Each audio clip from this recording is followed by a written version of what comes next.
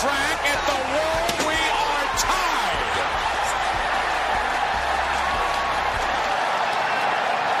Look at this. He's slammed it. I don't believe it. I don't believe it. Don't drop in a big leg. Over for the cover. It's over. Unbelievable. High fly ball into right field. She is gone. Austin, he got it. The starter. Mike Tyson in. Austin is the champion. Stone Cold. Stone Cold. Stone Cold. Now the 2-2. Well hit down the left field line. Way back in. Touch the ball, Joe. You'll never hit a bigger home run in your life.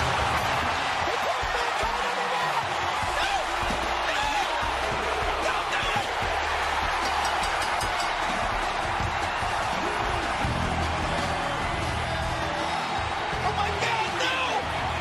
Mankind did it! Nick Foley did it! No, Stone Cold did it! Mankind has achieved his dream and the dream of everyone else who's been told you can't do it! No, you can't do it! You can't do it! No matter what, got money on my mind, I can never get enough. And every time I step up in the building, everybody hands go up.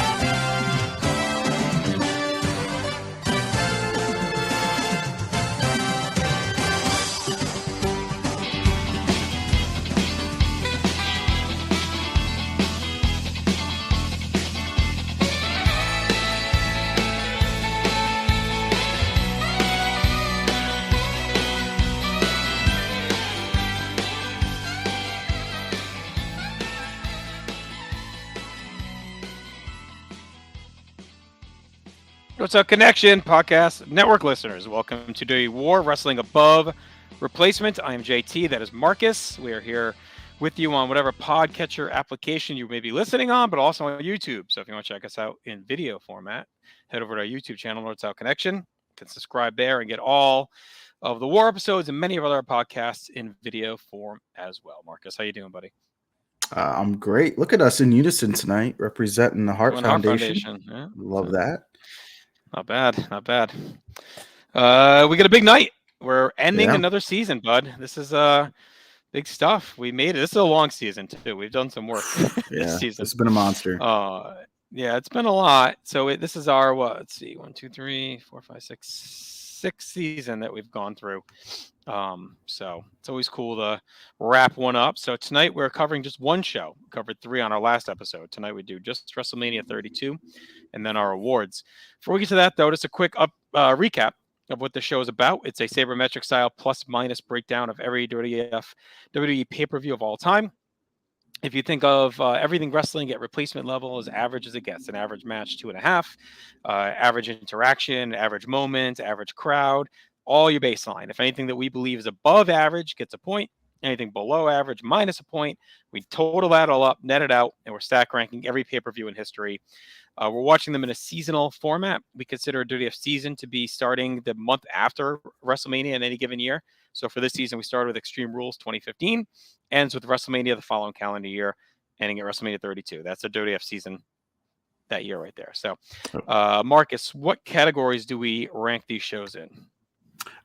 We start off with build, followed up by commentary, atmosphere, notable moments and importance, match grades, card structure, rewatchability, and all-time matches. And for us, an all-time match is anything that we both agree is 4.25 for a positive, and for a minus, anything we both agree is a 0.75 and below. All right. So, like I said, we're doing every year, and then at the end of the season too, we're stack ranking the seasons based on an average WAR score. To start the show off, what we do is our match grades for every match. So I give my grade, Marcus gives his grade. We average that out. We round that up to the nearest quarter star, and then we either plus minus it from 2.5, because 2.5 to us is a replacement level match. So if our average match grade rounded up is a 4, that gets a plus 1.5 for the total score. If it's a 1, it gets a minus 1.5 for the total score. We add those up, and that's our match grade category. And that's where we're going to start momentarily as we talk WrestleMania 32. from AT&T Stadium in Arlington, Texas, April 3rd, Jerry 2016. A disputed 101,763, as it's listed here, is what it is. But Marcus, your boy was in attendance at this show. I did go to Jerry World for WrestleMania 32. It started my stretch of consecutive manias. That's going to end this year with WrestleMania in LA. But I've been to every one since 32 until this coming one, and obviously the COVID one. But now, did it feel yeah, like 100,000 people were there? It felt big, man. It was Okay. a lot of freaking people. I believe it. I don't dispute the number. It looks. I know I'd never been in. I'd say that's probably the most people I'd ever been around to that point in my life. Like the only other Mania I'd been to was 20 and 29. I mean, 20 was obviously just at MSG. 29 was at, MetLife, which holds a lot of people, but not 100,000. So I'd never been to a Michigan game or Ohio State game. So I'd never been around that many people.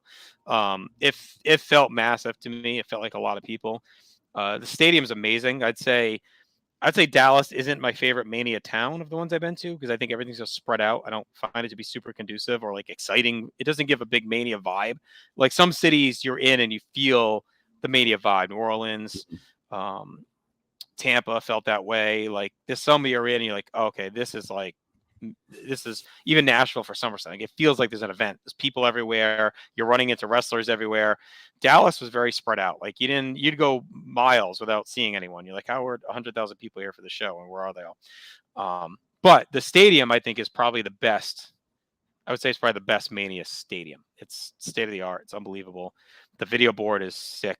I went to this past year's one in Dallas, and like now they have like seat food delivery. Like you just order on your phone, they bring you whatever you want. Oh, wow. They have like awesome concessions. It's an amazing arena, and I felt that way even at 32. Like I was just sitting with there was a big PTB contingent, but I was sitting just me and the Cowboy were solo together in our seats, and we had a really, really good view. It was a long night though. It was a long day. It was we left very early because there was going to be snow. It was a rare April snowstorm up here. So I left my house at 2:30 in the morning that day, flew down. We had a delay at the airport. We had an issue with the rental car. We pulled up to the PTB tailgate as it was already started, got to the show. By the time we got back to the hotel, I think it was like 23 straight hours or something. Like we had been up at that point. So I'll say like the end of the show felt long to me at that time. It was definitely a long show, but it was exciting to be there. I get some really good memories of it. We'll talk about some of it as we go. Did you watch this one live?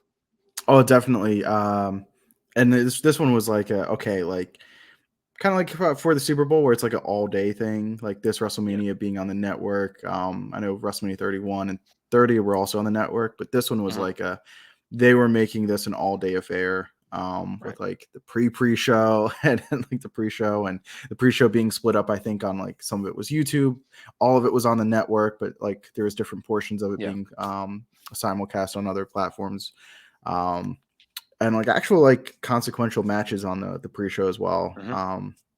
So yeah, this one was a pretty big deal, all day kind of event. So by the time it got to the night, there's some strong feelings one way or the other about there's a lot of anger. I remember it just in different chat groups and on Twitter and stuff. There's a lot of anger on that night. I mean, this was really the kickoff of like the Mania Super Show. Like, it kind of started with 29 was a little bit bloated with the concert and stuff, but it wasn't like super long. But this really starts the era of like and it doesn't end up lasting too long because COVID radically changes things. But from here through 35, this 4 Mania stretch is like the bloated mega show WrestleMania. It's like you're going to get a million matches. You're going to get the musical acts. You're going to get the segments. It's going to go 5 hours. You're going to get bloated out of the gate. And that's just what these Manias are. And I think in a way it caps them.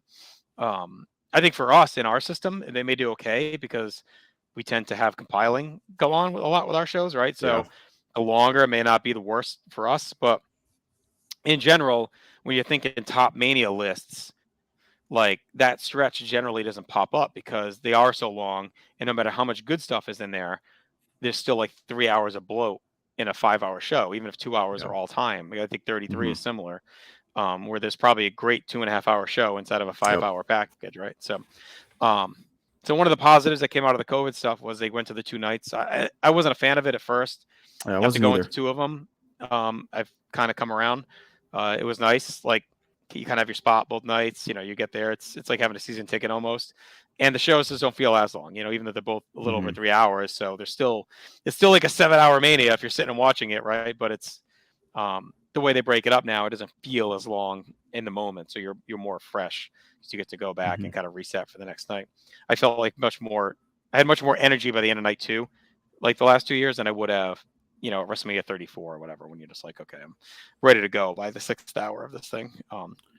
Yeah. So, but my argument at the time was, what you're getting. Like, that's why the Yep. complaints used to bother me a bit, because it's like, okay, you can complain about what it is, but if you're watching it, like, don't act dumb and act surprised. Like, Yep. I can't believe this is 5 hours. Like, you knew what the hell it was going to be. Like, that's 100%. maybe 32, not as much, but like by 33, 34, 35, if you're complaining that it's 5 hours, like, then you just shouldn't watch it live, because it is what it's going to be at that point. That's what they had set it up to be.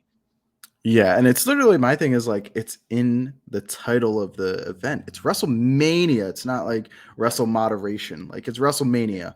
There's going to be a lot. So, be prepared for that. But I do like, now that I'm a little bit older and have some responsibility in my life, moving to a Saturday Sunday format, and having both shows kind of clock in under 4 hours. I think the first one clocked in at 3. This year, when 2022, it seemed like they're kind of crept back up to 4, but it's still a lot more palatable when it's a Saturday night and a Sunday night, as opposed to 8 straight hours on a Sunday. So, I mean, as a caveat too, obviously this is much maligned as a Mania, like on any list. I think even Aaron and I, when we did a No Holds Barred, we had it pretty low, if not the worst. So I think it's pretty much always been regarded as one of the worst WrestleManias, if not the worst, bottom 3 for most people. I think on our system, it may go a little bit differently than that, because like I mentioned, we rate everything very differently. We're not as concerned with just match quality or length, but some of that bears out, right? We talk about stuff like card structure and all that, like some of that's going to affect it. So, but I think if there's any system where the show could do better, it's a system like ours, because there are a lot of big moments on it and a lot of stuff happens, and the crowd, for it being a long night, rewatching it, the crowd was like very engaged almost the whole way through. So, I mean, you didn't feel that burnout. All right, let's get into it. You mentioned there were a few pre-show matches, and they were important. We had Kalisto again, showing up strong, retains his U.S. title by defeating Ryback. Then we had Team Total Divas, Alicia Fox, Brie Bella, Eva Marie, Natalia, and Paige defeat Team Bad and Team Blonde, Emma, Lana, Naomi, Summer Rae, and Tamina by submission. The Usos defeated the Dudleys in a tag team match. Dudley's still hanging around. It's crazy that we're in 2016. The Usos still aren't to the point where they're like a lock on the Mania card, kind of crazy. We also had, was it the presentation of the belt? Or I know, like, they did like the unveiling. Yeah, Lita comes out and unveils the new women's championship. The Divas title was retired, and the winner of the match tonight would be the first ever women's champion. So that was in the pre-show as well. Our broadcast team is Michael Cole, JBL, and Byron Saxton. So we're kind of sticking with that trio. And we get right to our opener, which is our hot opener. It's a ladder match, the IC title.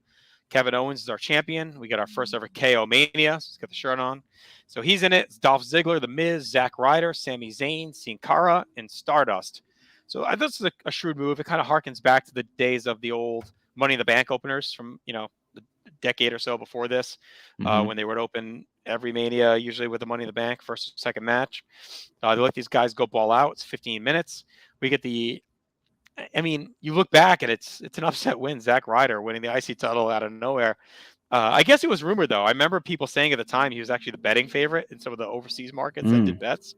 So there must have been some rumor out there that he was going to get his moment. I know his dad was there.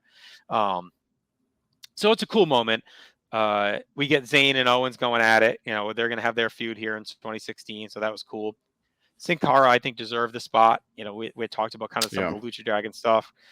Miz, always belongs in their Mania. Cody gets his Mania match, Ziggler. So there's a good way to get all these guys on the card. And the match was great. I went 4 1/4. I mean, I thought they ripped it. 15 minutes in and out. There wasn't a ton of hanging around. I thought it was a really good match. And I mean, you could argue, I mean, which is always a tough thing to say on a big card like this, but probably match of the night out of the gate. So Yeah, this one was hard to top. I went 4.25 as well, so that is an all-time match for us. So it gets the extra WAR point there.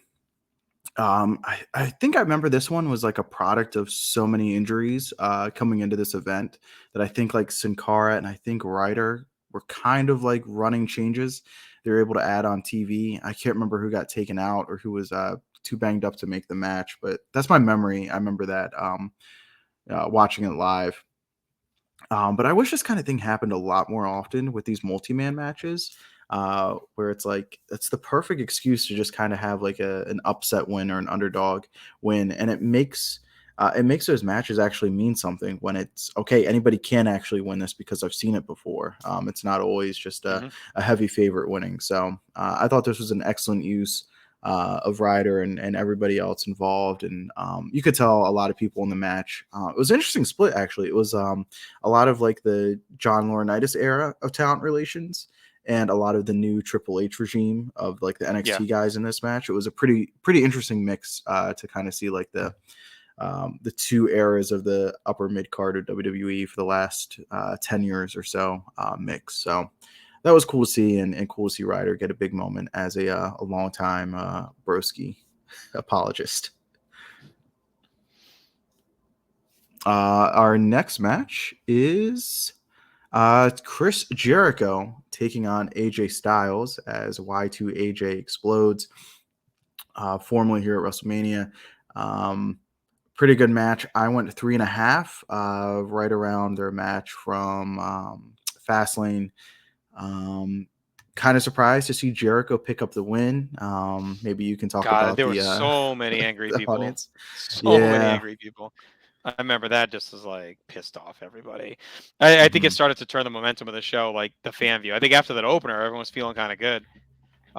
Styles and Jericho, I talked about it at Fastlane. I thought their chemistry is not quite there. I thought this was disappointing. 17 minutes with these two guys, and AJ hasn't broken down. Like his best WWF stuff's to come in a year or so. And I know Jericho wasn't exactly in the run of his career here. Like we haven't been super high on him, but I mean, 3.5 for them with the 17 minutes on a Mania stage, like definitely felt disappointing to me. AJ losing made no sense then. It makes no sense now. Besides just doing the whole, you got to prove yourself type thing. And especially when you look at where he's headed, like we're not going to talk about it right now. We'll get to it eventually when we come back and hit the season, but like he's going to be the number one contender going into the next pay-per-view. He's getting the title shot, right? Or is that the forward? Whatever it is, he's involved in the title picture for the next few months. So it's like, he's going to be in the title match. Seems like a no-brainer. The next two pay-per-views, he's in the main event. I'm pretty sure. Yeah, and it seems like a no-brainer. Like just pin Jericho, move on. So it was definitely questionable. Disappointing match, a disappointing outcome. Next, we have our 6-man action. The New Day taking on the League of Nations. It's everyone but Barrett, right? It's Sheamus, Sheamus, Del Rio, and Rusev. And League of Nations actually win the match, which was surprising. But it's, of course, then leads to the big moment we'll talk about later with all the legends coming out. Steve Austin and Shawn Michaels and Mick Foley all come out. So that kind of sets up the payoff for New Day getting the big moment over the match. League of Nations still being presented as a threat, I guess. So 275. I mean, it was fine. The big parts of this match aren't the match; it's the moments. It's the Boudio's entrance with the big box of cereal, and then the legend stuff. Yeah, I went to 2.75 as well, and we talked about it last episode. I thought they should have put the tag titles on the line and just make it, hey, the tag titles are on the line in a 6-man tag match, and as long as you explain it, I think it's okay, and it makes it special for WrestleMania. But it's all about getting to the legends at the end, which was okay. But having 2 heel finishes, 2 heels go up in the first 2 matches, and like. That Jericho Styles match, it's a long match. It's getting close to 20 minutes. And then this one, it's a long time without feeling too good. So that's going to continue with our next match as Dean Ambrose, who's been on a really good run this season, takes on Brock Lesnar. This kind of seems like a little bit of a consolation prize for these two, being excluded from the world title picture.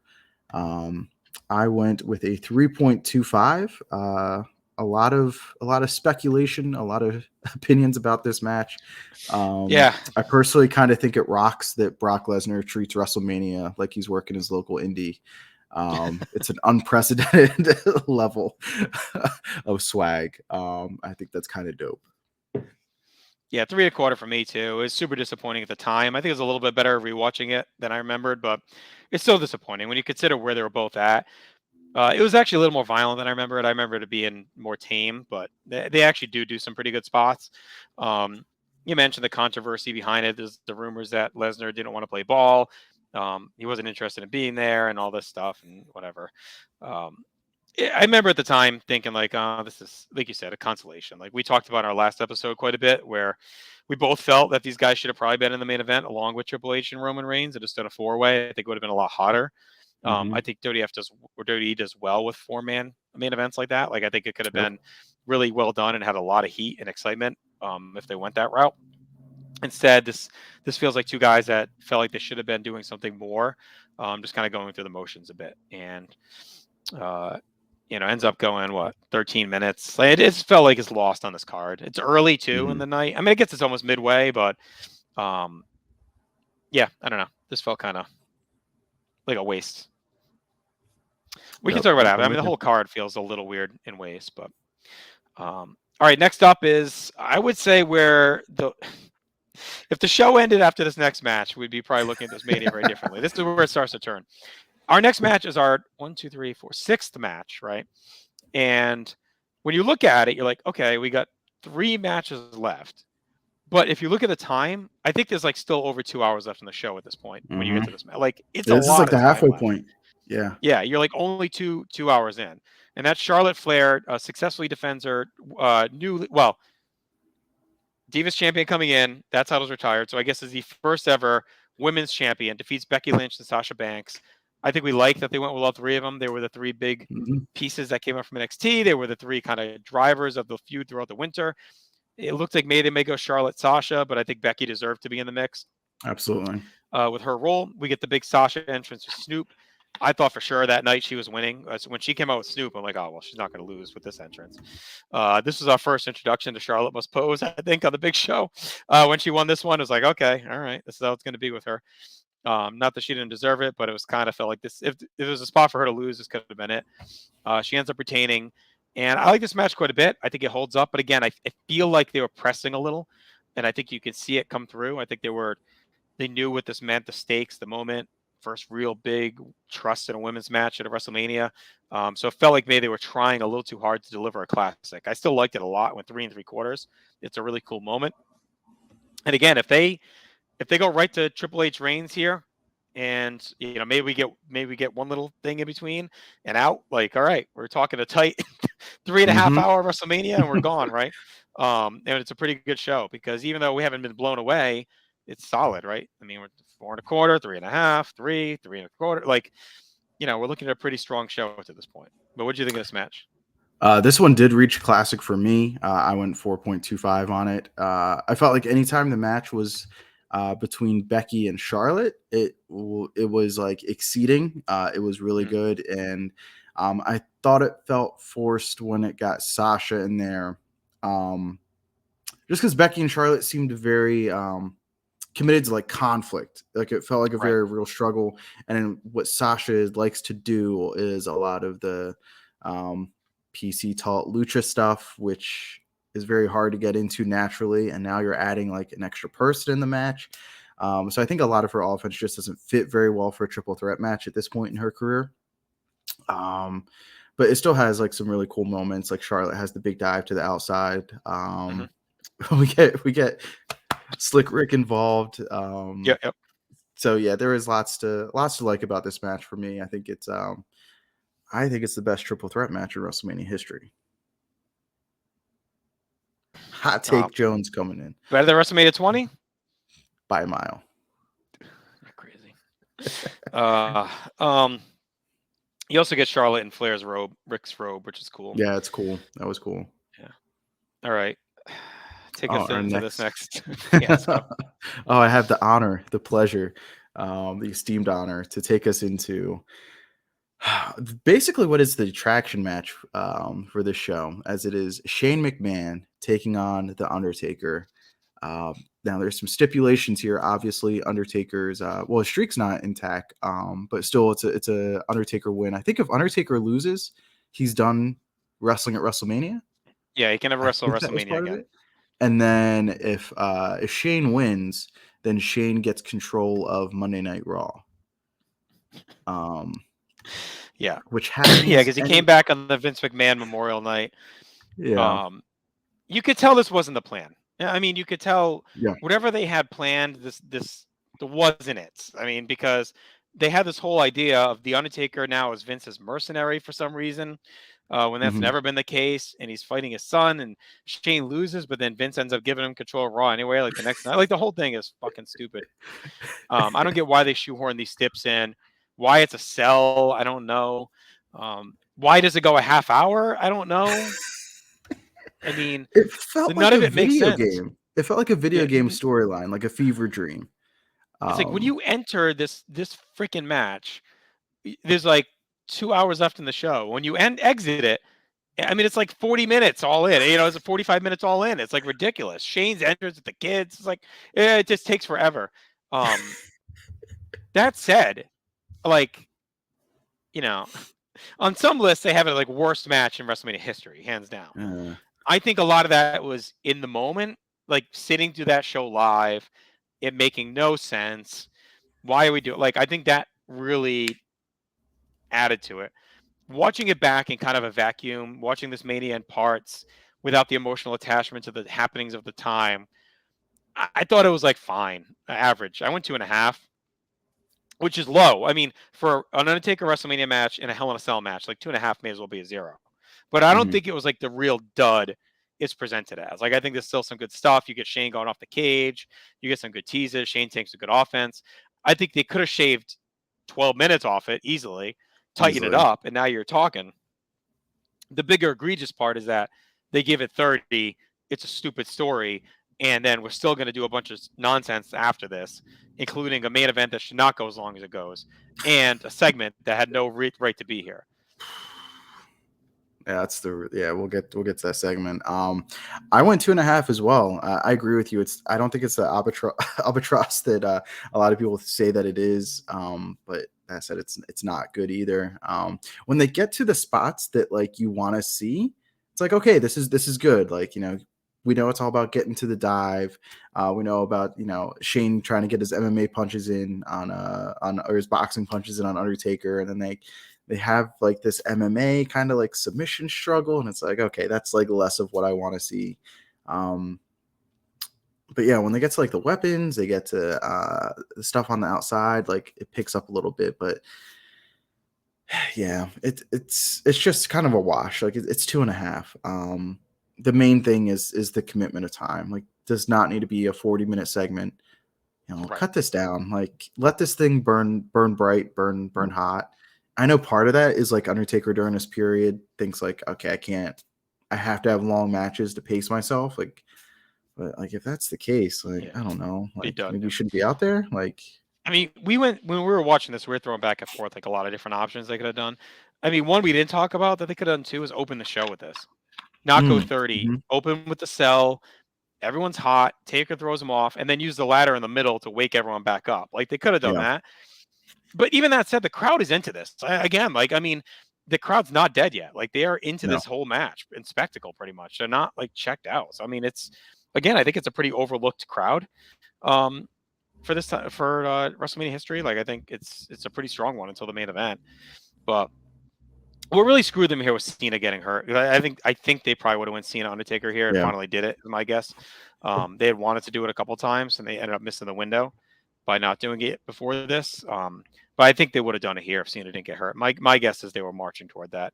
I don't know what they were thinking with this whole Shane story. Like, I don't know why any of this was necessary. Just have Vince put him in the cell against Taker to punish him for ruining his thing. Like, why do we need any other stipulations? Just say, you know what, I'm going to give you a match with Undertaker in the cell. Screw you for ruining my ceremony. And just have it not be 30 minutes. Yeah, I don't know if like Shane coming back was always a plan because he's in tremendous shape. He's huge. Um, Yeah, I don't know. so it seems like maybe he was preparing for something at WrestleMania. But again, like Yeah. Cena being injured throws a wrench into it. Orton is injured. You got Hmm. Harper and Wyatt are both injured. Yep. Rollins is injured. Like that's a lot of big injuries at the names, top of the card for big names. Yeah. So yeah, who knows like what pieces were supposed to fit where? It'd be pretty interesting to like actually hear what the plans were. But yeah, as it stands, this is just a straight up wash for us. I remember the Kevin Kelly show 2 weeks before this. We had Pete Gas on for an interview, Oh and we were yeah, trying to get him. We were trying to work him a little bit, and he made it like he was teasing like the Main Street Posse may show up, and I wanted it so bad. I was like, it would be awesome callback if they showed up in the cell and tried to help Shane, and they all get the shit kicked out of him in the cell it would by have been Taker. so awesome. That's Like what we have the needed. We posse needed as some kind of cameramen or chaos like that. something. Yeah. Yeah. Or what they missed was having Shane be heel. No, because that would have been more fun too. If they come in instead of Shane trying to be tough MMA guy, have him go heel and be with Vince. And Taker's trying to prevent him from taking over control of the company. And then he's chicken shit Shane, like running, trying to escape and getting thrown around. Like that would have been, emptying the chamber, bringing guys out like that. Like 99, 2000 Shane would have been more fun. Yeah. Or like even have Undertaker commit to being a heel, and then you can turn him back the next night. Like people aren't going to boo Right. the Undertaker forever. Like just kind of commit to, he's a supernatural character. Like you can you could really have creative freedom there on how you want to get to it. But It was stupid. The whole thing was stupid. All right, so we go from there into the Andre the Giant Memorial Battle Royal. And again, I love to get these guys on the pay-per-view. It's cool. But this is one when you look at this card and where we're at. If we're going to go 30 in the cell and we're married to going 30 for the main event, like put this in the pre-show. Like we probably didn't need a 10-minute Battle Royal with no heat stuck after this match. Or open the show, old school style. WrestleMania 4, Battle Royal opens the show. Because there's no one super captivating in here that's going to like really engross the crowd. We got Fandango, Damian Sandow, Shaquille O'Neal, Big Show, which was cool. Shaq was a surprise. We did get the show now. Victor and Connor, DDP, Tatanka.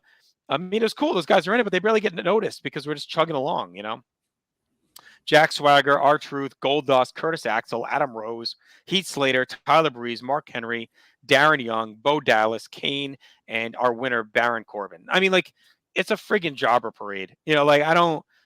This should have been on the pre-show, 100% on the pre-show. Like, we didn't need that team bad match or the Kalisto, like, whatever. Or make extra room on the pre-show. We got a 2-hour pre-show. 10-minute Battle Royal, put it on the pre-show. Shave that out of here, right? If you get rid of that, you cut Taker Shane by 10 minutes, which is doable. That's not crazy. Take it to 20. You're still getting your moment. Take Hunter Reigns to 15, which is what it should have been. Now you're taking off almost an hour. You can still do the Rock circle jerk. You can still do everything else. And now you're cutting this down to, from 5 hours to 4. And like, okay, now it's at least a little bit tighter. Maybe it's not a top Mania, but, that main event's probably better being 10 minutes shorter. And the Taker match is better being 10 minutes shorter. And we don't have the slog of a Battle Royal with no real excitement. I mean, Corbin was a groan when he won. He eliminates Kane that no one gives a shit about. I love Baron Corbin. I got a soft spot. Not enough though for this. You were excited by this? It's like whatever. I'm all in on to this day. You and I'm the a Corbin lone apologist. Wolf. You and his mom. I think he's miscast. I think he'd be a great babyface. I think that's part of the problem. But end of days, man. He needs to go do the Drew McIntyre. He needs to leave, go like work around for a bit, and then come back, and maybe he'll be over again. I just think he's like done. Like, but I think he's old enough where he's probably too old to go do that now. So it's like he's probably just gonna be like a Dolph who just like hangs around forever. But I mean, this dude debuted in NXT in 2014. It's been a decade now. Like, it's probably not gonna happen. I would love to see Baron Corbin just like slowly transition to be like the new IRS. Like we see him like run out to help break up a fight, and suddenly he's wearing like short sleeve business shirts and a tie. And he's an agent. I could see that path for Baron Corbin. 2 stars for this Battle Royal. 2. I went 2.25. It got the lone wolf bump. All right, so. Not a match, but we got our. I guess it is a match. technically. Yeah. So The Rock comes out. Go ahead, tell the story. That was The Rock comes out, as you said. It's a circle jerk for the great one, flamethrower and all. It's just so long. Cowboys if you haven't seen cheerleaders. this. Cowboys cheerleaders. He's got the goosebumps. He's got to show you he's got the goosebumps. It comes out. He cuts a promo. I don't even know what it's about. He gets to announcing the attendance. It seems like they kind of cut him off there. It seems like there's supposed to be more, which, they spare us from that.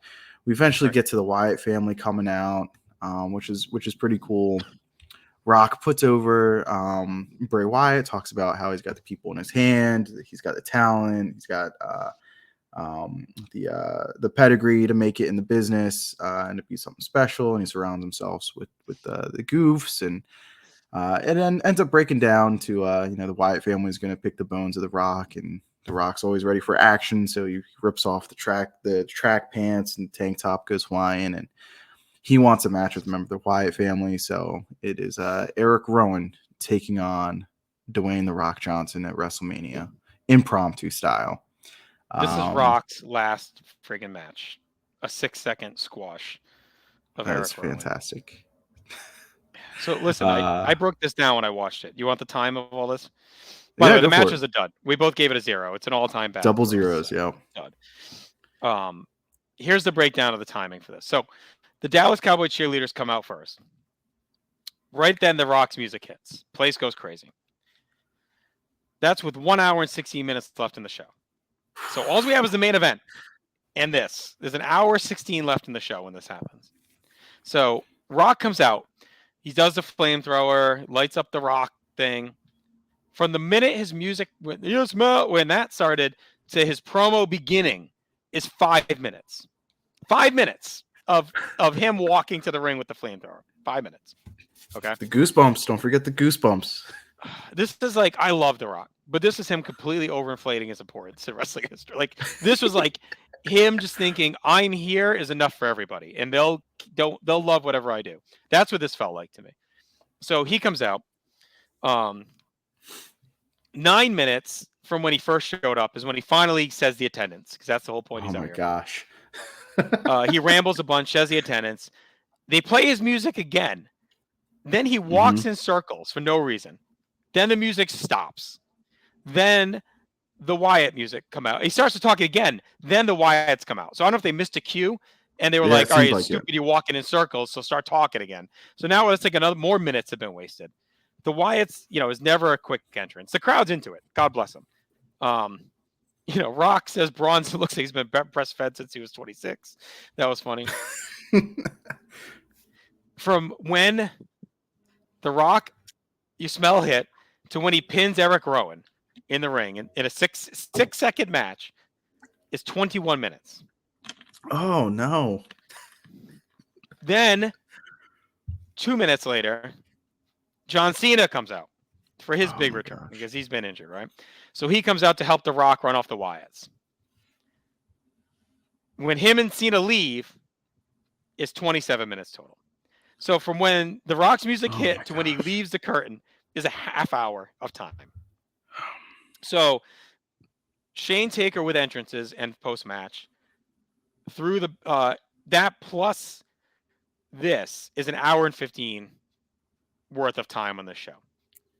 Is that the worst hour in WWE history? Is that the worst hour we've covered? I don't know. I think is that the worst hour we've covered so far? It's the worst hour in WrestleMania history, I would say. It's more when you include the Battle Royal. That was just those two segments. If you put the Battle, it's an hour and a half. It's probably the worst 90-minute stretch when you put those three things together. This was just completely not needed. Either do the match or just do the beatdown. You didn't need the flamethrower. Read the room at this point of the night. Like, we're this long into the show. Come out and say the attendance. The Wyatts jump them. Cena makes a save. They pose, and we're out. Like, we don't need more than that. I don't think we needed this. Like, we already had Austin, Foley, and Shawn. Yep. It just felt like it just shows to the bloat of this show. And I get Cena wants to be there. Fine. But I mean, you could have just done a quick tag versus all that other shit too, like impromptu tag, and that's a squash. But I guess everyone else was hurt. You only have, well, you could have done Rowan and Strowman, I guess, but I don't know. And I know Bray deserved to be on, so that's a tough thing. Like, all these guys deserve to be on there, but it's Yeah. like at this point of the night, we don't need a half hour fuck fest. Right. It doesn't need to be in a half hour. Yeah. It's just too much. It's just way too much.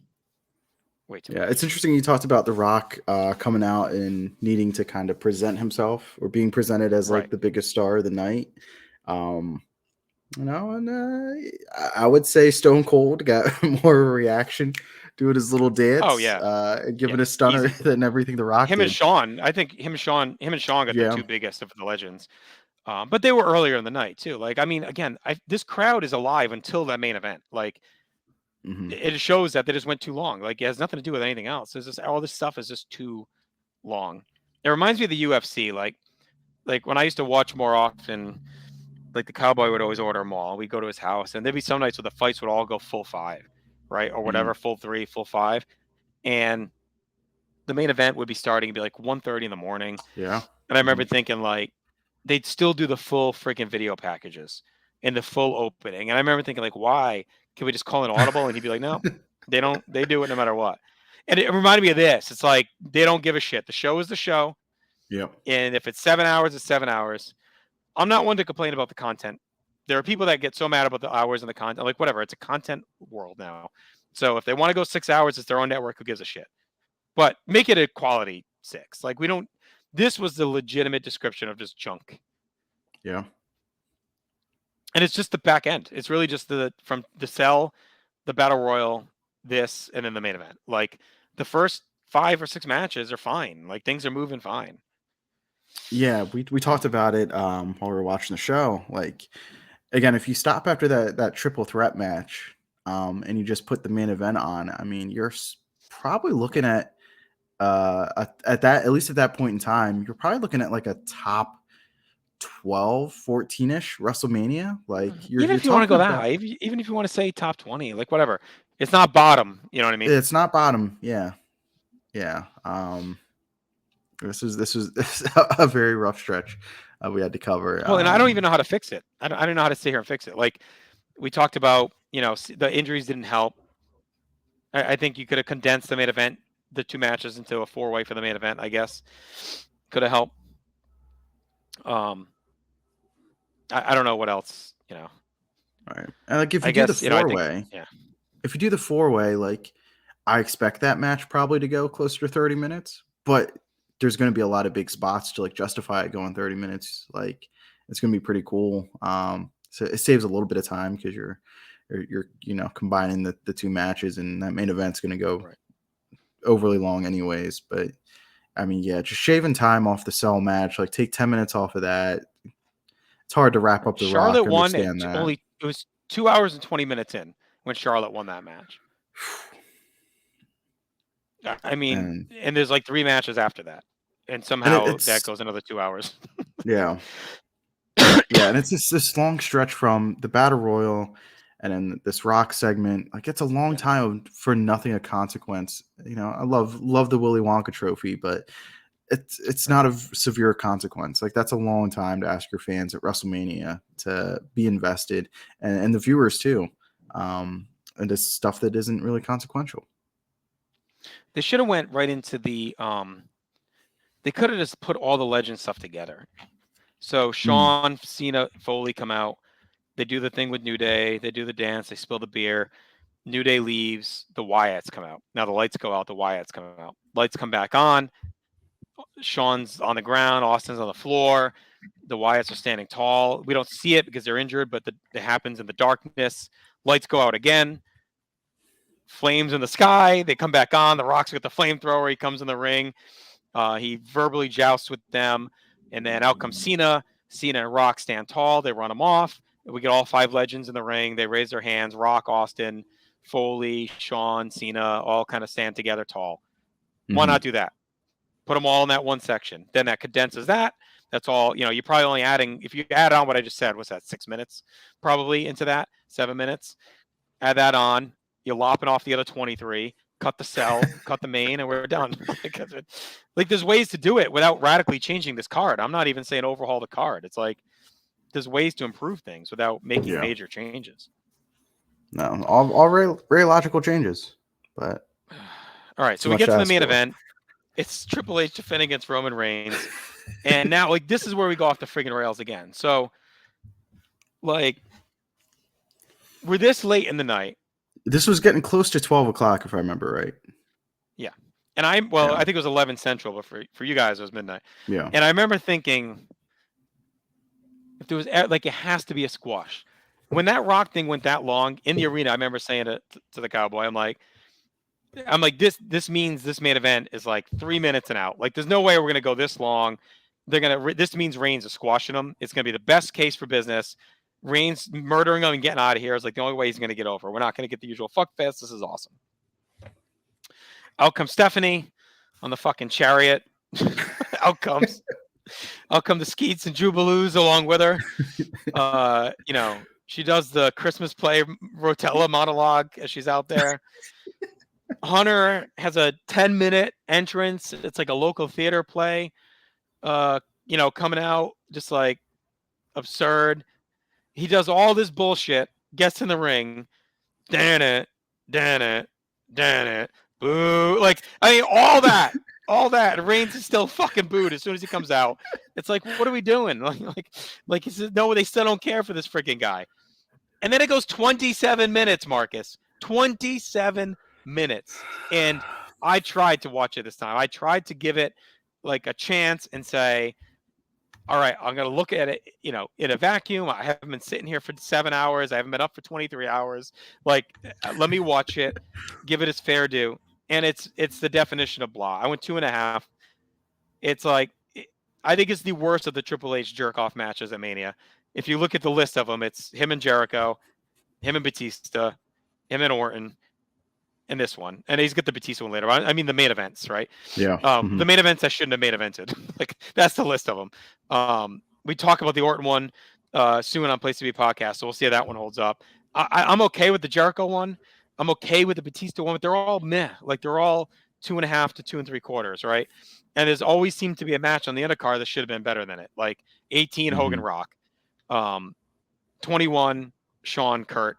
Probably wasn't going to close over it, but whatever. It should have been better.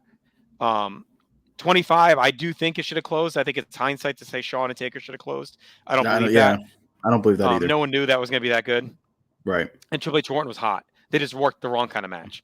Yep. This should have been the main event. I'm fine with it. But this should have been Reigns getting payback for all the bullshit he's been through.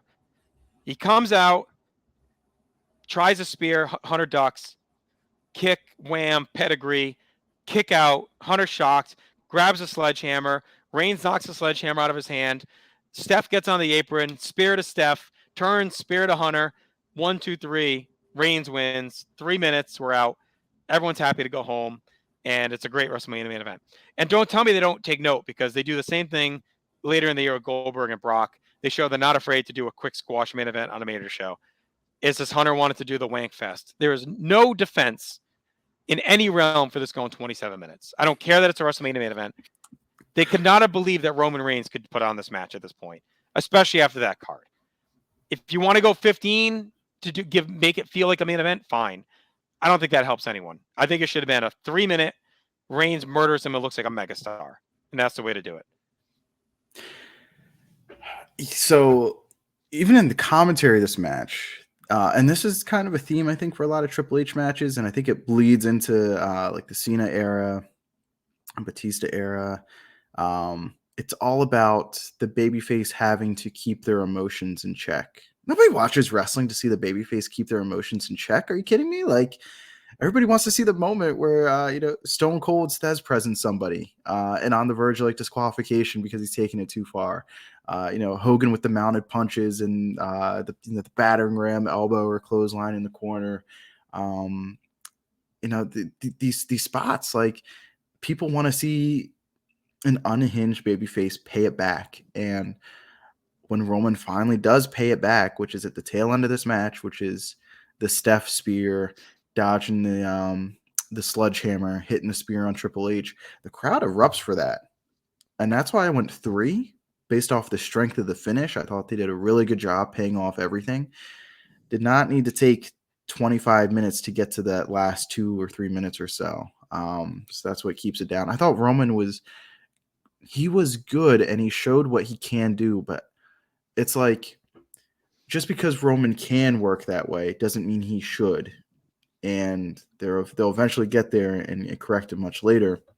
Like his strength this season has been when he is walking tall and when he's also got somebody who's bringing the physicality to him. Instead, they're trying to tell like this, almost green guy trying to keep his emotions in check versus the ultimate wrestler. It just doesn't add up. What do you want Roman to be? You want Roman to be a walking tall babyface? Do you want him to be a Bret Hart technician, Bob Backlund type guy? Like, what do you want him to be? Right. If there was ever a time for squash, like this is it. Yeah. I said the same thing with Batista, but I get why they didn't do it then. But like this one, there was no reason not to. Roman's not going to have the match they thought this was going to be. 27 minutes. Roman can work. Yeah. There's no and I can see Triple H's what could have been his viewpoint of like, I'm going to give him a match to like make him the guy since, he doesn't get to get the belt off Seth or whatever. But so much of that is driven off the story of the Shield, which was one of the best groups and angles that they had executed in quite a long time up to that point. So like Roman doesn't need the great match. And we've seen him have really good matches this season. Doesn't need it here. Like, let the squash happen. Let the moment be cool. Let Roman walk tall. And now it's okay. Well, who can dethrone, our conquering hero babyface that saved us from the continuation of the McMahon-Helmsley regime. Right. This has to be one of the longest Mania main events, I would think. I mean, we got the Iron Man, obviously, is its own class, but we can't have too many more that are over 27 minutes, I wouldn't think. That seems like a long time. But... Yeah. I mean, nothing early, that's for sure. I don't know how long. I forget how long Triple H Orton was. That might be close. But I can't imagine there's many that are, if any, over 27 minutes. We'll have to look back. But this is going to be like a top 5 long main event. Mm-hmm. Yeah, it's needlessly long. All right. So that all nets out to a 2.75 on the night, which for a card with this many matches is disappointing. I mean, we really didn't have much to shake a stick at. We like the women's match, the ladder match, and beyond that, 3.5 peak. With an all-time dud with the Rock thing, which I try and be decent with squashes like that. Like I'll usually give him a 1 just to keep him off the list. But it was so egregious that it even happened to me. Like it deserved the freaking dud because I factored in all the bullshit that was with it. Yeah, counted. So it took 25 minutes to get to a 6-second squash. For the Rock? Got to keep the Rock strong. All right, let's get to our build. So we gave a point for the IC title, getting a spotlight showing at Mania, as it should. It was too long without it. A point for the Styles Jericho long build into their payoff. A point for the League of Nations New Day feud that's been going pretty strong. A point for the Texas-based Hall of Fame class. It was a cool class that they had here in Dallas. A point for the 3-way women's feud that's been brewing since NXT into WWE. And a point for the Reigns Authority feud culminating. Yeah, it's been cool to see them like take the NXT storylines and be able to like translate it so well into the current product, main roster product. I don't know if they've ever done that as well as they did with those 3. But let's get into the minuses. We've got Ambrose and Lesnar feeling tossed together just to kind of give them something to do, like we talked about. More McMahon, never-ending family BS, just about control of the company all over Raw. Undertaker fighting on behalf of Vince really makes no sense, like we talked about. It's forced, it's convoluted, as opposed to having Vince have some kind of power or something over the Undertaker. There's other creative ways to get there. And then Wyatt getting hurt and Harper also getting hurt just kills the momentum out of what the Wyatt family was doing and the role that they were supposed to play in WrestleMania, whether that was with Brock or somebody else. But JT, that brings our total war score for build up to 2. Okay. All right. Commentary. We gave a point for Michael Cole explaining Sasha's wearing the Eddie Guerrero inspired gear, her fandom, Charlotte with Rick's robe. I thought he was good with that. And then Cole says, for all mankind when Shane dies, which is cool. Yeah. I mean, this is a 5-hour show pretty much. All these matches, we had 2 above average commentary notes. tough night on commentary. Oh, let's see how tough. We've got JBL getting annoyed with the over pushing of the flash in the pan, AJ Styles, Michael.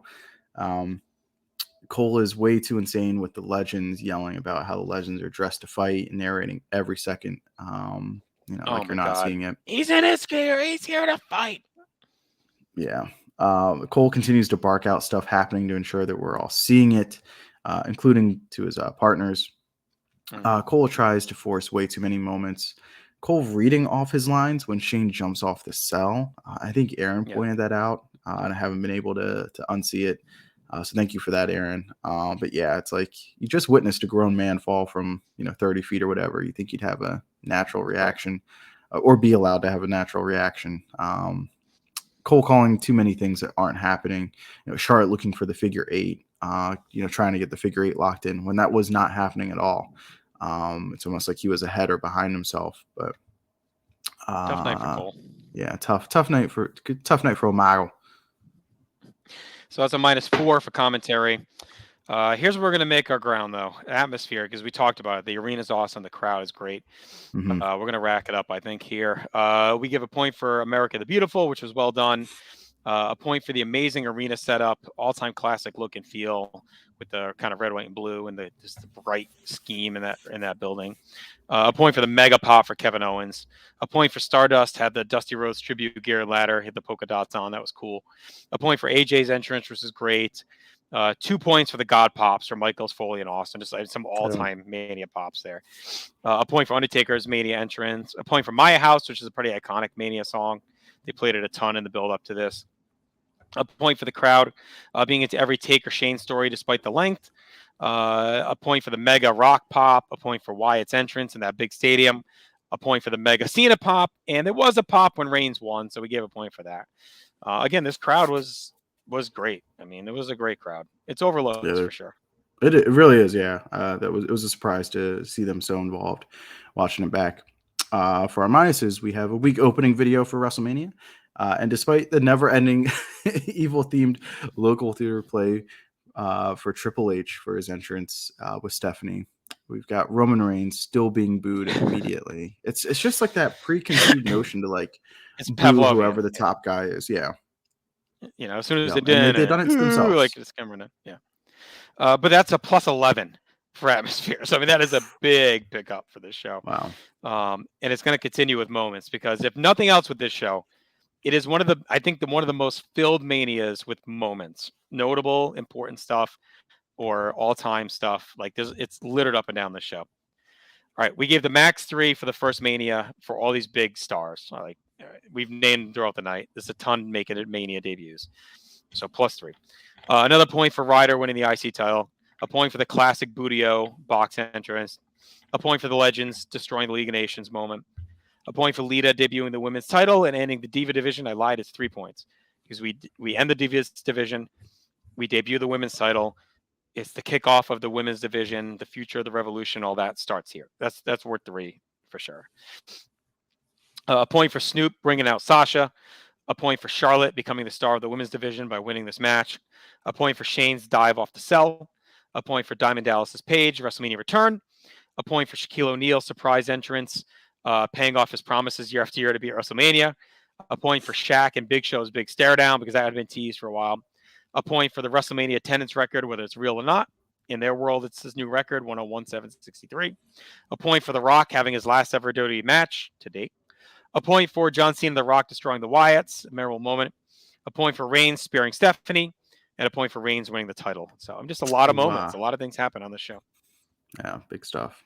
Let's get into the minuses as we've got a few. We've got Styles losing his WrestleMania debut. That made absolutely no sense. Lesnar not wanting to play ball too much and leading to Ambrose seeming to be a little checked out. That's a tilt point for this show too. Like if that match is what it could have been, I think that would have helped us greatly, like historically. Yeah. I think they needed that to really deliver to help this show out quite a bit. Like if they go out and have like a violent Moxley match, which I think they would have let happen if Lesnar would have done it. I think they would have given it to them. So if you go out and have a 15-minute like gore fest with these two guys or something, now you're talking, right? Like that helps the show a lot. I think that disappointment that didn't help things. No. It would have evened out like the disappointing main event too. We got Sasha doing all Eddie everything, like all right, the gear, but it's like also like Eddie spots during the match and the frog splash and the shimmy. It's all too much for me. Sasha loses when primed with the big entrance and seems to get the best crowd reaction out of the three ladies. And then Corbin being a bit of an unknown and not really being over winning the Andre Battle Royal. Well, they don't even explain who, like in the Battle Royal, they don't talk him up. They're not like, oh, this guy's a threat. Oh, he's throwing guys out left and right. He just like kind of hangs on and wins. It's like it wasn't like a dominant performance. Like I don't feel like it really like helped him a ton. Especially with all those people in there. Yeah. Like, let him be dominant. Right. It's clean house. They're all bums. Like he should have thrown 15 guys out. Speaking of 15, that's our plus 15 for notable moments. That might be a record, I think. Wow. That's a lot of moments. Plus 15. All right, plus 275 on the matches. Let's get to card structure. We give a point for the great choice of opener with a hot ladder match, a point for the women's match kind of being the mid-show main event, and then a point for Hell in a Cell at a Mania. Like always is a cool addition to the show, even if it was the wrong match. It's still cool when you have a ladder match and a Hell in a Cell on the card. Yeah, it feels huge.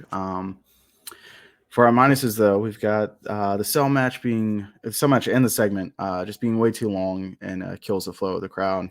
It's just a dead spot in the middle. So we went -2 there. We've got the long battle royal without many big spots. It's a tough pill to swallow after the 45-minute cell. The Dallas Cowboys cheerleaders are pretty late into the show. The Rock and his flamethrower and the attendance reveal that just drags on for 20 plus minutes, like you said. The full Rock Cena Wyatt segment goes long. The long Stephanie promo in theater to get to the Triple H entrance happens over 4 hours into the show, and a long plotting main event. We put all that together to a -2, which I will say -6 for -6 overall. Yeah, the total's -6. Yeah, go ahead. I like the idea that with the network and now Peacock of having the last hour, last 45 minutes, whatever, but like the top of that last hour, having that, okay, this is dedicated to the main event, whether it goes 30 minutes, whether it goes 20 minutes. I think that's a cool idea. And not something they have to like telegraph, but it's cool that like, okay, boom, top of the hour, this is it. Top of that hour doesn't need to be 12 o'clock. That top of the hour could be 11 o'clock. And it's much more palatable. All right, so that's a -6 for card structure, which after those last two categories, there's a chance like this show was creeping toward top 5, crazy enough. But card structure really hurt it, which we figured it would. It's not built right. Rewatchability, though, it's a bunch more here, too. We get Ryder's Icy Celebrations, great. Austin's Pop is awesome. The video for the triple threat with Confident by Demi Lovato was great. Sasha's Frog Splash on the figure 8 was an awesome spot. Becky taking out Flair was really good. Charlotte's moonsault to the floor was awesome. So the women really delivered the rewatchability in that match. Shane's dive and Stephanie getting speared. So a lot of rewatchable moments on the show too. And a few minuses here. So many spots with the Hell in a Cell. Shane going toe to toe with the Undertaker doesn't make a lot of sense. Is there still a big size difference there? Rock entrance and promo just being long and pedantic. Steph's promo being way too gratuitous at that point, memorizing that whole thing and performing it. It sounds like something that Aaron would have wrote for Ratella to read on the play. Yeah. So what's that give us, JT? +4. +4. Okay. Yeah.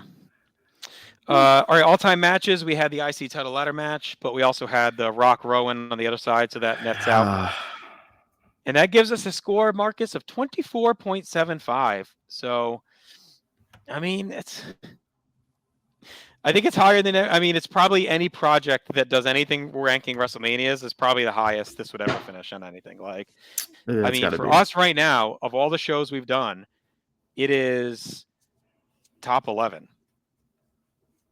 It's got a really cool atmosphere, which did a lot of the heavy lifting, and it's all on moments because we're definitely in that era for WrestleMania where it's more about the moments. The matches definitely help. There's some good matches here, but it's all about those scripting the buzzer beater moments, as they like to say recently. Yeah, so a ton of good moments.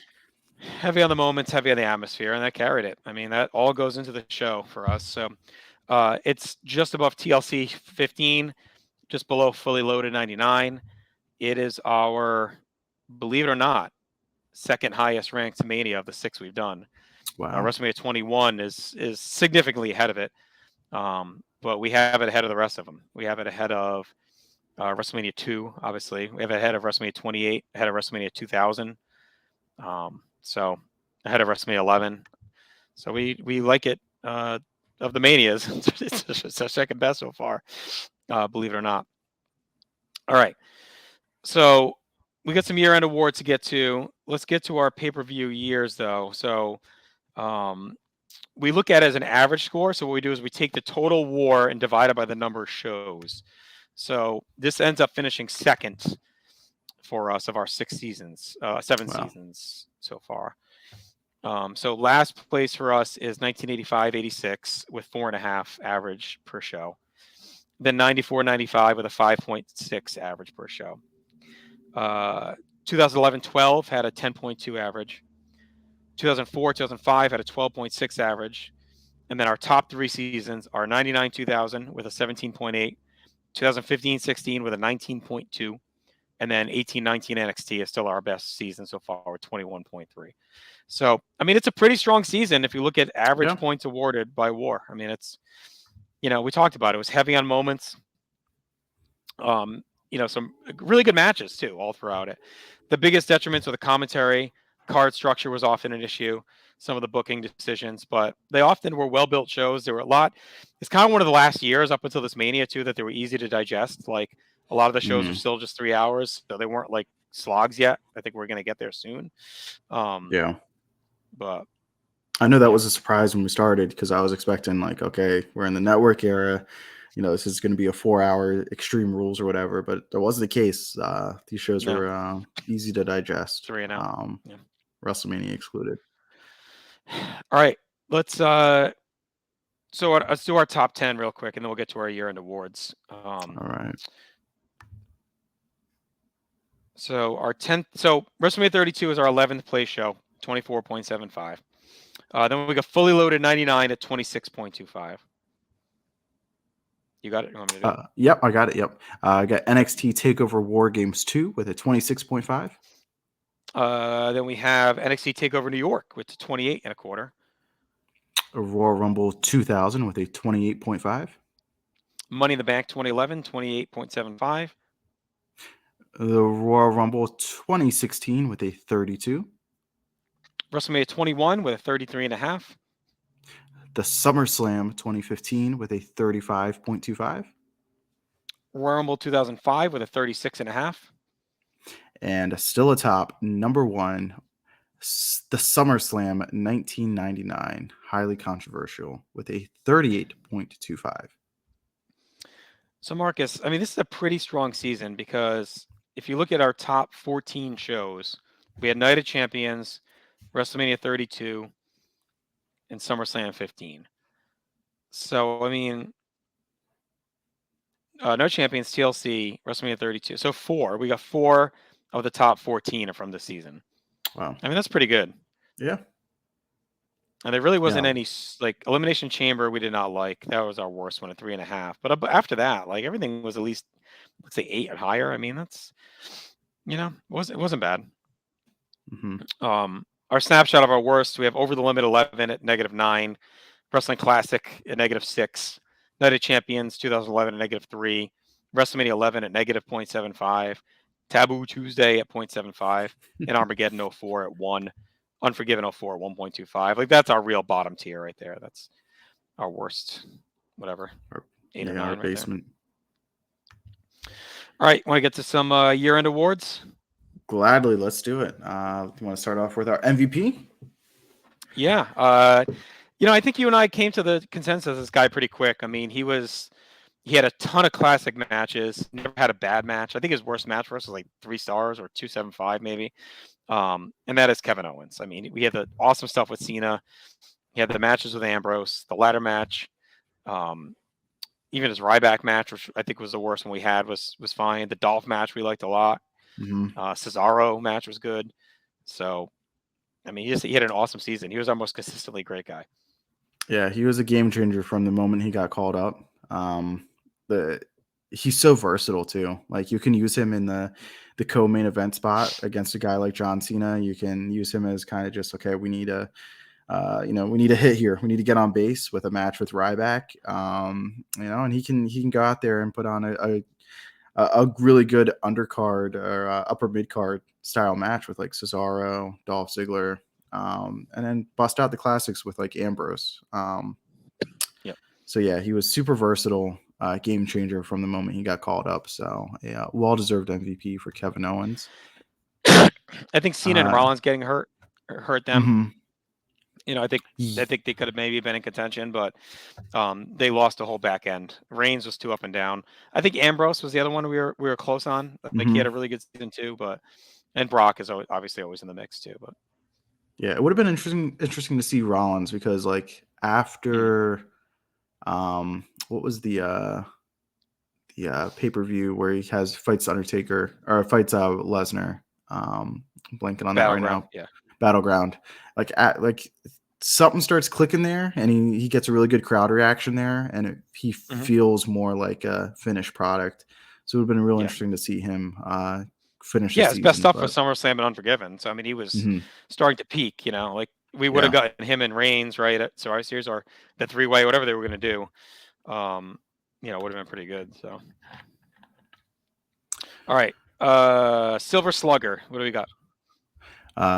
Winning the Silver Slugger, we've got John Cena. He does it with a average of 3.75. Right. So Silver Slugger, we basically take all the match grades of a certain wrestler divided by number of matches, and whoever has the highest average rating is our Silver Slugger. So Cena had the average per match rating, which is crazy to me that it wasn't Owens, honestly.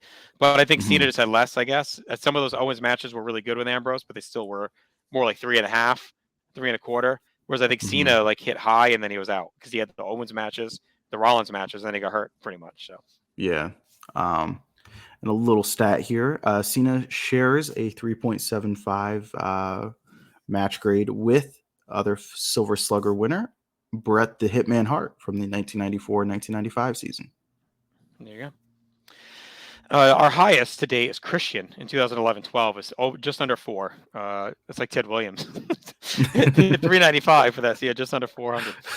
Frozen Ted. Actually, no, I lied. I'm sorry. He's not our high. The War Raiders are. They're our Ted Williams. They're 4.42 that NXT season. But I think Christian had more matches. His might be a little more impressive, I think. Absolutely. Yeah, he played the full 162. All right, our Vin Scully for our best announcer. This was probably the hardest season we've had to give a best announcer to. We ended up on JBL. I mean, we just couldn't do Cole. He had too many downs, and Byron never talked, and Lawler's too annoying. And we only had 4 choices all season. That was it. Yeah. So I mean, JBL was like the least annoying, with his fucking sports talk voice, but could have been worse. Yeah. All right, who's our Mendoza? I think JBL won it with the strength of the Cena and Owens performances. He was really good. Yeah, he was good at those. The stretch of matches. So for our Mendoza award, we have Rowan, and he does it with a tune of a 2.3. Which isn't bad. I mean, what kills him is the Rock match with the 0. Yeah. I don't know if he would have gotten it without that. Because he's not even close to our worst. I mean, our worst is Moondog Spot at WrestleMania 85-86. He only had the one match, so if you want to take that out, it's Jacqueline in 99-2000, 0.67. Jackie. Yeah, so I mean, Rowan's actually, other than poor Sasha Banks, we gave it 291, and I'm not Sasha Banks. Travis Banks. We give it 2.91 in 18-19. That's our highest Mendoza, and Rowan's our next highest. And again, it's only because of that 0, really. But we didn't have a lot of bad matches in this season, honestly. No. I feel bad giving it to anybody with like a 2 and above. Like, it just like because it's not terrible, Yeah. but the output is the output, as our buddy Aaron would say. So 2.3. While we're on the downswing, our LVP, you want to bless us with that, JT? Your favorite? It's got to be Kane. I mean, I think he was the one we bitched about the most, probably like all season. Just constantly involved in the big matches. As the director of operations, he had no good matches. Every time he came out was a groan. He was just always getting in the way. He was my least favorite person easily this season. I couldn't stand him. He felt like a teacher just kind of going through that last like 2 semesters trying to get their pension or whatever, like trying to get their full tenure. Like it's terrible. Yeah, he was pretty checked out and unneeded. All right. Who had our best individual performance at a pay-per-view? This one was tough. We did a lot of discussion about this. A lot of good performances this season, but we felt at this person's highest, they were completely untouchable, and that is Seth Rollins at SummerSlam. That might be the best that he ever will be, not to cap his potential, but he was on 100 that night. Like he was on a different. He was in his bag completely. We talked about it. We did the show. It was like you could ooze. He was oozing confidence, hitting everything. He had the white tights, like flying around. Cena didn't carry him in that match. He set the pace and drove that match. And I think he's right away kind of stood out to me. I was thinking of individual performances. I think the next one would have been Owens, probably in one of those Cena matches. But I think I think Rollins on that night was just awesome. Yep, untouchable. All right. Owens is our rookie of the year, though. I mean, I don't think there's any question there. For our rookie of the year, it had to be someone who was not on the pay-per-view before the season started. He was not. He debuted on our second pay-per-view, and he was amazing on everything he did. He was our MVP, so of course he's going to be rookie of the year along with it. And shout out to Charlotte. Probably would have been our runner-up, but this year Kevin Owens he took it by storm. Yep. JT, who has our most main events this season? It is a tie between Seth Rollins and Roman Reigns. Both have 6 main events. Most matches won. That is Charlotte Flair with 10 victories. Which is the most we've had. Triple H with 9 in 99-2000 was the previous record holder. You wouldn't have thought she was on this many shows in the season. Like, it's crazy. No. Like, before the season started, if you told me Charlotte was on 10 shows, and won. She didn't lose any of them. She was 10-0, I think. So it's like, I mean, ridiculous. No. All right. Most title matches was the New Day with 11. So a very busy year for them. They were pretty much in the tag title scene the entire time. I think Rollins getting hurt knocked him out. He might have ended up close to the top, probably. Yeah. But New Day's every show they're in the tag title match pretty much this whole season. So I think Charlotte was pretty close too. Because she really racks them up starting in September. But our most matches lost, JT, that is Roman Reigns and Dean Ambrose. They're both tied with 7, and it was a little tricky getting there. We felt like the Royal Rumble needed to count as a loss for Roman because he lost his championship, and it was 1 versus all. Right. We normally don't count the Rumble as a match for these guys, but you made a good case for it. That Reigns, I think it's a one-time. It was built around him versus everyone. Yeah. So I mean, look, you think of this season as a Shield season. Yeah, Reigns is in 6 main events with Rollins, but he also has 7 pay-per-view losses. Dean Ambrose, 7 pay-per-view losses, even though he has a bunch of great matches. So it's a weird presentation of them for sure. Best crowd is the one we talked about tonight. To me, it was hands down this season. I did like SummerSlam. I thought the Brooklyn crowd was really good, but this Dallas crowd was on fire. When you factor in everything, the length of the show, the stuff toward the back end, like they're hot all the way through up until pretty much the main event. Even the main event, they're in and out. But for the bulk of the show, they are like red hot. So to me, it wasn't even a question. Especially being such a huge stadium, sometimes the stadium shows the reaction isn't always true to what it is live. But that wasn't the case on this night. Like they were loud and rowdy pretty much all night. All right, let's wrap up with our all-star team and all-loser team, Marcus. So who are our 5 all-stars for the season? All right. We've got Kevin Owens, Seth Rollins, Charlotte Flair, Dean Ambrose, and Brock Lesnar. That is our all-star starting 5. I think it's a fair picture. Like, I mean, Cena just misses. I think the injury hurts him. I think Mhm. Rollins had done enough and put his stamp on the season that he deserved to be in it. And I think Reigns not being there tells you that he just had too many ups and downs. Like, he'd probably be the 6th, I think, Yeah. probably. But I mean, these 5 were the most consistent in ring wise. I mean, Brock is Brock. You know, he didn't have his strongest season, but still his stuff whenever he was there was really good. Including the Taker matches, you know, which are both great. So, yeah. All right. Our all loser team. And actually, we only got 5 here listed, Marcus. So we never solidify the 5th. Might have to call it on the fly. We could talk it through. Here we have listed Kane, no surprise.